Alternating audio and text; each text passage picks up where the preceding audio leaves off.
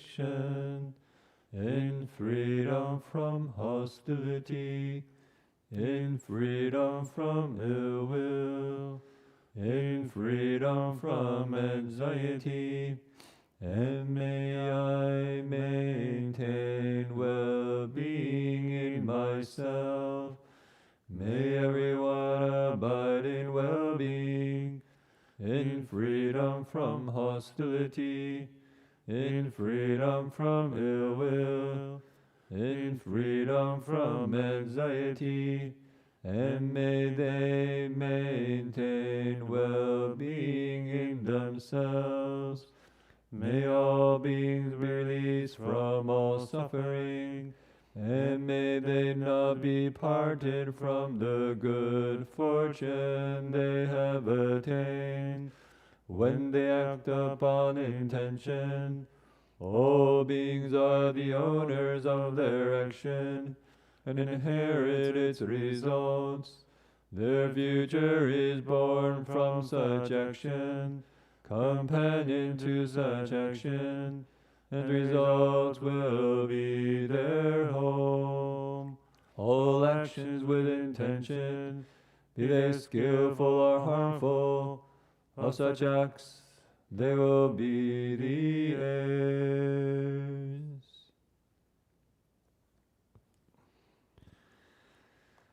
So I believe today is day 10 of our meditation retreat. And one of the things we were hoping to go over were the wholesome dharmas. The dharmas that, if we cultivate them, or the mental qualities, if we cultivate them, leads to inner freedom and well-being. And I had spoken in the afternoon, maybe 2 days ago, about this quality called appamada, or vigilance, heedfulness. And there's this Dhammapada quote that I really like that says,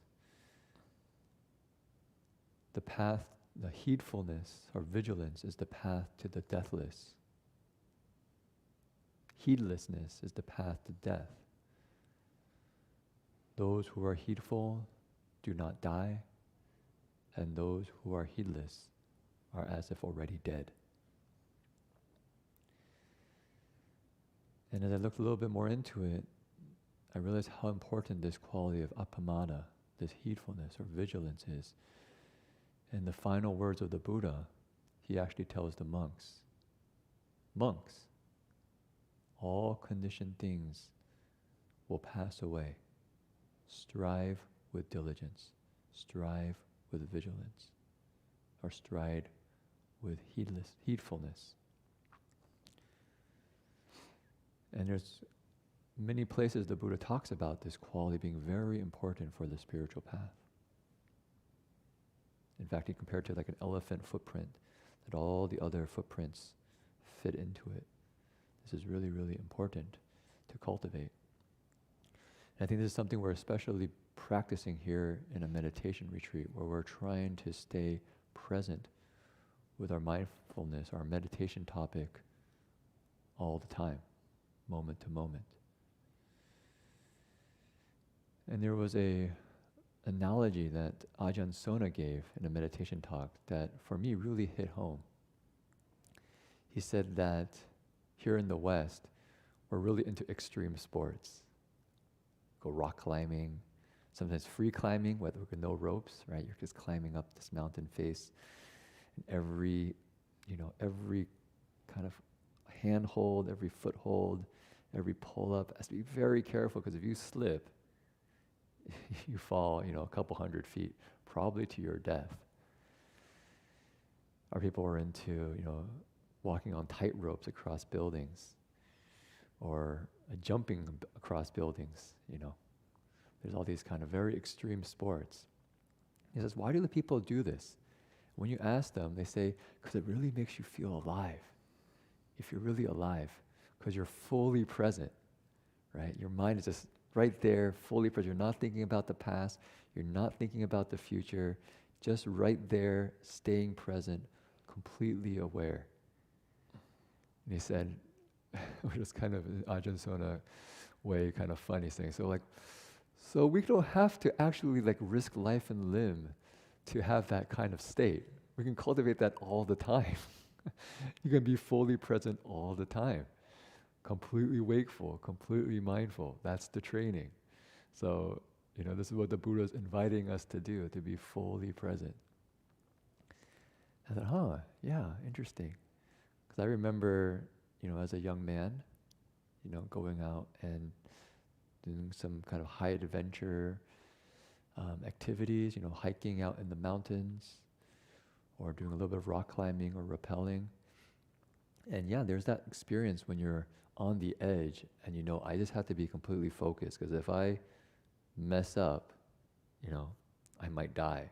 Although when you're doing these kind of activities, I wasn't like free climbing. It'd be some rope tied against my body, so if I slip, somebody would catch me.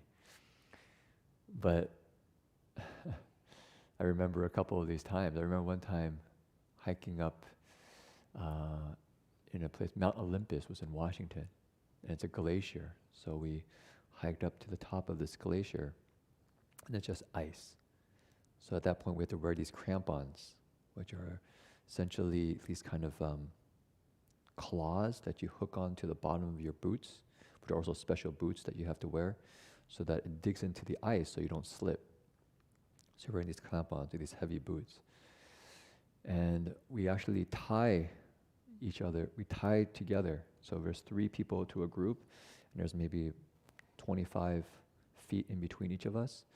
And so the idea is that if you fall, then somebody would actually also have a pickaxe. You'd hit the pickaxe into the ice and then kick your feet into the ice so that you maintain a foothold. So when the person falls, you stop their fall, right?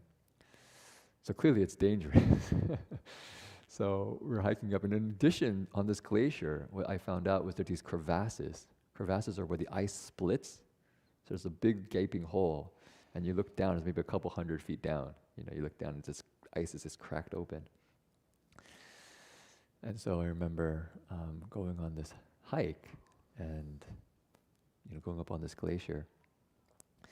And we go around these crevasses, walk a couple 100 feet that way, go around this big crack and back around.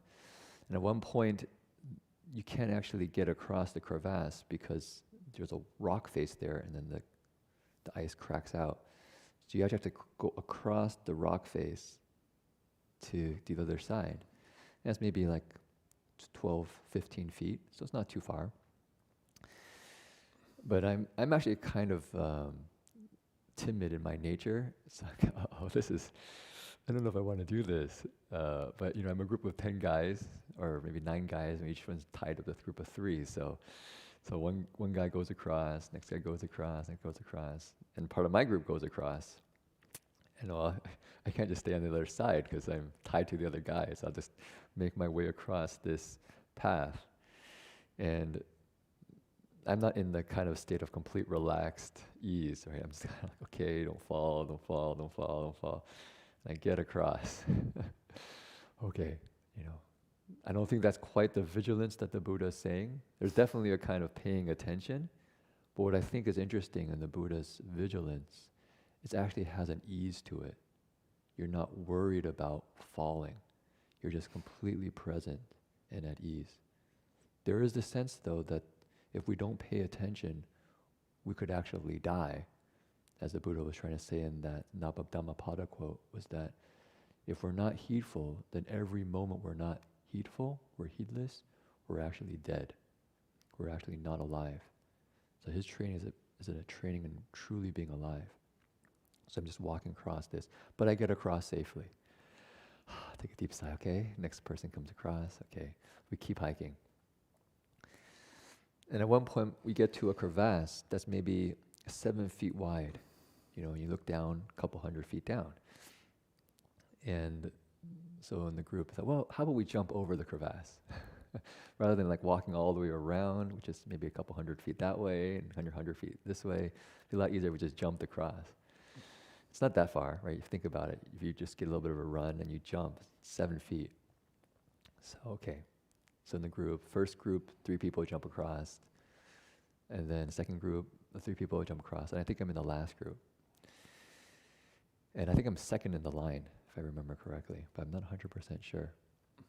So the first guy in that group is actually Actually, no, I think I'm the last person in line. So first was just across. And the second person, I remember his name was Edwin. And he was extremely athletic. He was somebody who could stand like on one foot and just jump directly up onto like a table. So he was really good at basketball and jumping, and he's just very athletic. So I thought he had no problem jumping across. So I'm just leaning there on the pickaxe, just watching him, saying he's gonna have no problem. And he starts to light run, and he starts to jump. And he gets about halfway across the crevasse, and then he stops in midair. And what I realized was that the rope that was tied to it was completely taut. So, so he was just basically, almost stopped in midair, and I realized, wait a moment, he's tied to me.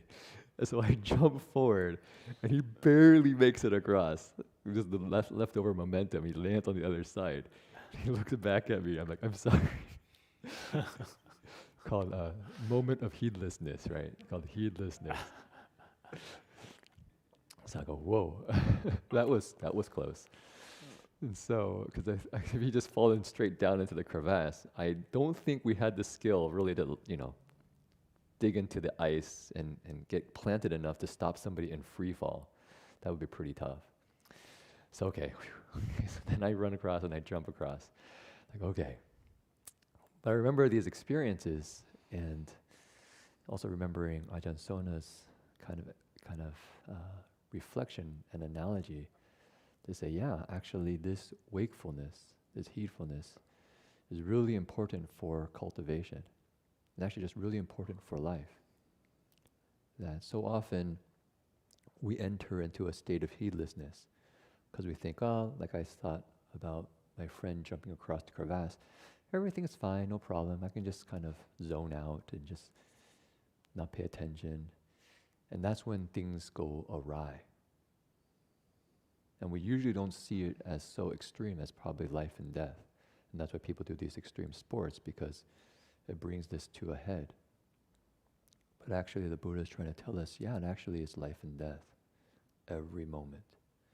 Every moment that we just let the mind go lax and not pay attention, in that moment we're essentially dead. We're not paying attention. But every moment we can bring this relaxed awareness to our experience, we can truly be alive. I think this is one of the main things that I found coming to the monastery, and especially doing sessions, which began this kind of training, which was this ability to stay aware, to pay attention, to not just flow along with our habits. And you can see this during this retreat we did over the New Year. And what do people usually do over the New Year? Usually we go to heedlessness. We drink, we gratify our senses, and somehow we think that's actually being alive. Just kind of indulging our senses and entering into a state of kind of stupor. But actually for the Buddha, if we really want to be alive, they really need to pay attention to every moment. And by paying attention to every moment, somehow we find that we really can be truly at ease, truly free, truly happy. Okay. I think the Buddha says that. The Buddha said? In the Dhammapada, it is better to, if he can choose, he will choose to live one day and be mindful. The 100 years, be not mindful. Yeah, one day. Because one day you're actually alive, and 100 years you're just a zombie walking through life. Okay, so another day to stay alive. Let's go. And extreme sports of meditation. Extreme sport of meditation. But don't hurt the body, please. There's extreme sport in meditation is not to hurt the body. We've had enough people do that.